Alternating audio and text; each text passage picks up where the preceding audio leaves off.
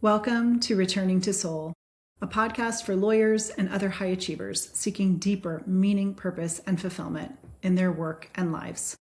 My name is Jessie Brown. I practiced law for 15 years before becoming a coach and purpose guide for lawyers and other high achievers. I also work as a meditation teacher, breathwork facilitator, sound healer, and forest bathing guide. And I facilitate retreats in Sedona, Arizona. My next retreat is October 1st through the 4th. This retreat is for women. And if you're interested, please reach out. We have a few more spots available. So today I would like to talk to you guys about the concept of identity rest. And I first learned about this concept from our guest who was on last week's podcast. So Chandni Patel Thompson, a former lawyer who has created this Rest to Rise Summit. And I will be one of the many speakers at this summit. It takes place from May 19th through Friday, May 22nd. So it's free to attend the summit, and there's going to be a lot of great speakers and a lot of freebies and resources that are really supportive. So I encourage you guys to check it out. I'll have a link to the summit in the show notes. And the topic I'm speaking on at the summit is what she identified as identity rest. So she's identified 6 different types of rest that busy professionals, lawyers, and others can incorporate into their daily lives to really improve our well-being, even our performance, but truly just to incorporate more rest and return more to our essence, more to our authentic self. It's really easy to get caught up in the busyness of everything of work and the demands of work and family and modern life, and sort of lose that connection to who we truly are and what truly makes us feel alive and brings meaning, purpose, and fulfillment into our lives. So these 6 different types of rest are all intended to help us with this. So the topic of identity rest, I found really intriguing that she identified this as when we have a sense of our identity or our self-worth as being tied to our productivity, our performance, our achievements, maybe our job title, and what impact this might have on us, and what it might look like to incorporate some rest, some identity rest from, over-identifying with our productivity, our performance, and our work. So, I view this type of rest, identity rest, as getting in touch with our essence, with who we are apart from our professional, role, and perhaps other roles as well that we may over-identify with. And when I think of this issue of resting, from our identity, from this sense of identity that comes from being a high achiever and high performing, I think of children and elders, because these are 2 groups of people where they're not necessarily producing much in the way that we might think of in the world. And they're not really concerned with their performance. They're really enjoying their life, or they're existing in whatever state that they're in, but it's not tied to performance and productivity and, hyperachievement the way it tends to be in the middle of life, where, as a result of cultural, social programming, familial programming, things like that, education system or schooling, we end up starting on this track. We're kind of free beings as little children, and then we enter the school system, and we gradually begin to get praised and rewarded for our performance. So maybe that's, getting on the honor roll, and we get a special, our parents take us out for ice cream. I've done that with my kids, celebrated them getting good grades.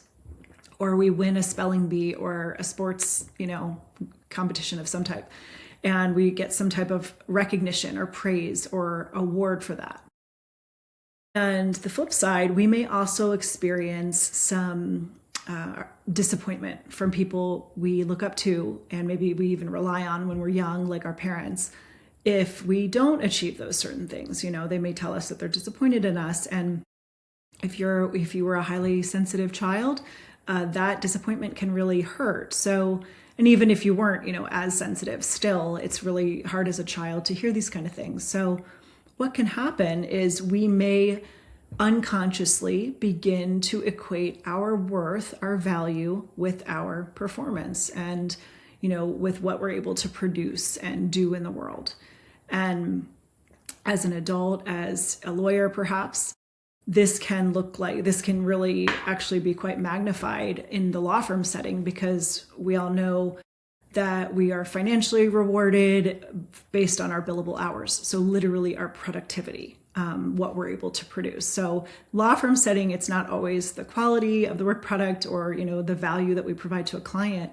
Those things matter, but really we know that the metrics are those billable hours. That's a big part of it in a law firm setting. And I know from my own experience working in law firms and from my clients, there's also a lot of anxiety around not meeting those billable hour targets.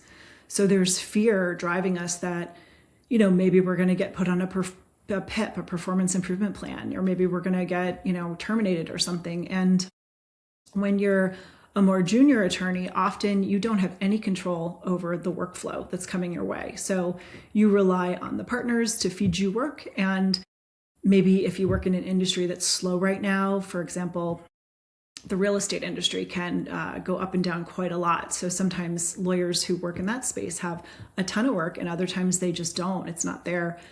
And this metric of the billable hours and needing to meet a quota, which we know this exists in sales and other consulting and other industries as well, where there's this quota, this can create this belief that our identity, our worth, our value is tied to our performance and our productivity. And one of the impacts of this is that we may have that inner voice telling us, I should be doing more, I should be more productive. Or maybe we have a relaxing weekend day and we think, I should have got more done, right? So many of us have these voices, these shoulds happening inside of us when it comes to our performance and productivity. And, this may seem fine. Of course, it's good to get things done and to be productive, but if that part of us, my friend who I mentioned in a prior episode, my friend Becky, she calls this part of her striver driver. And I love that description, because we all have a striver driver in us, I think. And if we live in the West, and if we're a high achiever, if you're listening to this podcast, I'm sure you have a striver driver part. And that part is valuable, and it does help us accomplish much in the world. But it really wasn't intended to drive the bus of our lives. It's intended to, occasionally maybe consult with us and play a role, but ultimately, take a seat on the bus and not be in charge. And what do I mean by, who is supposed to be driving the bus if it's not this striver driver, high achiever part? In the model that I use, internal family systems, parts work, that I use with my coaching clients and that I've used in my own life, I've worked with an IFS coach and done a lot of IFS work myself. The model that I use, we believe that everybody has a core self. And this is what I think of as our essence or our soul. And the qualities of this core self are that we are at our core compassionate, calm, curious, creative, connected. We have clarity. We are, I may be repeating some of these, we're courageous, we're confident. We're also playful. We have presence and perspective, and we're persistent and we're persevering. So we're patient. These are the 8 C's and the 5 P's of the core self in the internal family systems model. And really that core self is meant to be driving the bus of our life. And these parts of us, like this striver driver part, the part that might identify with being really productive and really high performing, is meant to be like a consultant, like on the bus, one of the parts that may speak up at times, and it can be valuable. And what I find helpful is when that part is speaking up, when we're hearing that inner voice saying, I should be more productive, I should have gotten more done, something like that, getting curious about that part and just going within, dialoguing with that part, just like you would anybody else you want to get to know. And just asking that part, like, what purpose do you play in my life? What role, do you play? And some other questions might be, what are you hoping to accomplish on my behalf? We know all of these parts of us, they are trying to serve us. And something I like to do is distinguish between the intent of these parts of us. I think of these also as parts of the ego. We want to distinguish between their intent, which is positive, it's to protect us in some way, and the impact. So we know that the impact of a part like a striver, driver, a pusher, that really pushes us to be productive, the impact is often overworking, anxiety, feeling overwhelmed, maybe feeling exhausted, just feeling like you can't take a breath, like your schedule is just back to back to back meetings. You're on lots of, doing all the things, right? So that's a really common experience that many of us have. I know I've had that. So that's the impact of when this part is in charge and when we don't have this identity rest. So inviting this part to perhaps, take a back seat is a form of what we might think of as identity rest. And this can be a little bit scary. These parts may not want to relinquish control, and they may not fully trust us, our true self, to make the best decisions. So another thing we can do is we can ask this part, like this striver, driver part, this pusher part, how old do you think I am? And this may sound like a weird question, but I've been amazed when I've done it myself and I've asked clients, invited them to, okay, ask this part, how old does it think you are? The answers, and these are, high achieving lawyers, and some of them, one of them is just under 30, but most of them, they're 30s, 40s, 50s, and 60s. So midlife, these are all adults. And most of them will say the part thinks that they are 4 years old or, 8 years old, 14 years old. Occasionally I might hear, 21 or something, like a young adult. But the part never says the accurate age. So these parts developed, they took on these roles when we were younger, and maybe we needed them. For example, when you were little, if your parents really praised you a lot for your performance, for those straight A's or, whatever, getting some award, and perhaps were a little disappointed if you didn't have, perfect performance or you weren't super high achieving, you may have developed a part when you were younger that's kind of a perfectionist part or a super high achieving part, because that part tied your belonging, your sense of worth, maybe a sense of receiving love and support from your parents to your performance. So that part often still has the perspective that it took on when it was that age. Cultivating a relationship with this part, updating it on your current age. So for me, for example, I would say, I'm 45 actually, and here's all the things I have, done in those 45 years, just to let this part know, actually, I'm resourceful, I'm capable, I'm competent, and I have support in my life, and I can, take care of this. So we don't need this younger part that's like working so hard and can tend to exhaust us to run the show. So those are just a little bit of insight into how we can work with these parts of us, get to know them, those parts that tend to conflate our self-worth with our performance and with our productivity. And another exercise we can try out this idea of identity rest is what I call the childhood photo exercise. So this involves, and this has been around, other people have done some versions of this, so it's not totally original, but I find it really valuable. We can find a picture of ourselves when we were little, and I like to try to find a photo that is like before we were domesticated. So when we were still wild, when we were still free. So before the shoulds about, little girls look like this, or little boys are, sit down and be quiet and be a good boy, that kind of thing. Before any of these shoulds and rules and domestication happened to us.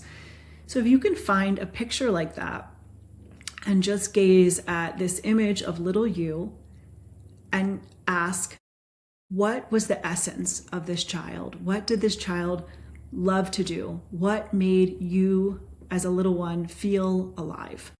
What did you spend hours doing, just getting lost in? Maybe it was playing outside in the woods. Maybe it was, putting on a play or making art or playing with clay or dolls or who knows, puzzles, whatever. But what did you really love doing as a child? And I find that this can help us connect with our essence And the next step is to ask, how can I incorporate more of this into my life right now? So, and those activities are a form of identity rest because it's an activity that is not tied to productivity or performance. So, for example, I have some clients who are lawyers, and one of them signed up for a dance class. And so she's, she's 49, I think, and she, decided to learn a new style of dance. Another client signed up for an improv class. Another client is currently in a pottery class. So these are 3 examples of ways to connect with that they have connected with their essence, and they're honoring that in their current busy life. I mean, many of these lawyers are parents and balancing the demands of work and family, which can be a lot. But they are really committed to living from that true place, living from their essence, and maybe disentangling their sense of identity and worth from work and performance and productivity so much. So these are some things you guys can try. And another activity that I like to do that's a form of identity rest is what's called an awe walk. So AWE. And what that looks like is just going outside and, not listening to a book or podcast or, being on your phone, but just being really present with what's around you and noticing the beauty that's around you. And when I did my forest bathing training a few years ago to become a guide, this was part of our training. And we had a lot of cool practices. The training was really fun. And this was one of them. And I remember thinking, I live in Phoenix, Arizona now. I grew up on the East Coast, but I live here now in the suburbs. And I had sort of this idea like, there's no natural beauty here. It's just the suburbs. And I love going up to Flagstaff and going up to the mountains or, the ocean or something. But I was thinking, well, there's not a lot of beauty in my neighborhood. Well, I started doing these awe walks, and I was amazed that I started noticing, the sunlight filtering through the trees, or the beauty of a cactus flower, or there's all kinds of really cool woodpeckers and other birds and butterflies and things all around, and lizards and lots of stuff that I see here. So I really started falling in love with the beauty of this place, and it has a different impact on me now than it did before I started incorporating these walks. So an awe walk is a form of identity rest because, again, it's not tied to productivity. I will encourage you guys, if you try this, to not track your steps, to not add it to Strava or whatever you're doing to track your fitness. Because again, that feeds into that mindset that everything we're doing is, related to productivity rather than the joy of just being alive and experiencing, the beauty of this life. So this is an opportunity to try something new. And I would love to hear how this concept lands with you guys of identity rest. And, how much you sense that your self-worth, your value, your identity is tied to performance and productivity. And certainly there are a lot of pressures, if you're a lawyer or other high-achieving professionals, there's the real need to earn an income.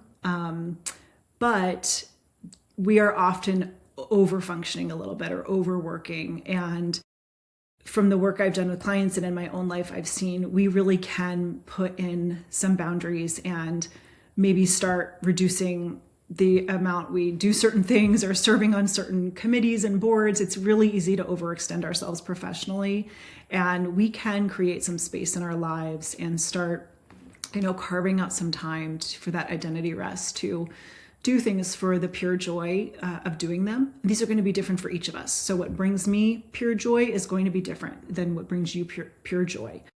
But carving in that into our daily lives really can help us, be more present to ourselves and the people around us. It can help us experience more joy and really connect with that true nature, which, as I shared earlier, is calm. It's curious, it's creative.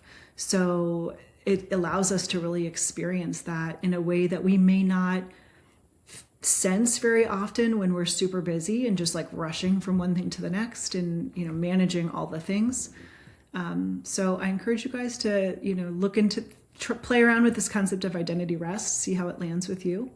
And again, if you're interested in the summit, you are more than welcome to join us. I have a link below in the show notes that you can use to register, and you'll learn about all types of rest. I think we have physical, mental, emotional, relational, strategic, and the identity rest. So it's going to be a great summit, and would love to have you join us. So thank you for spending this time with me. This is Returning to Soul, and until next time, be well.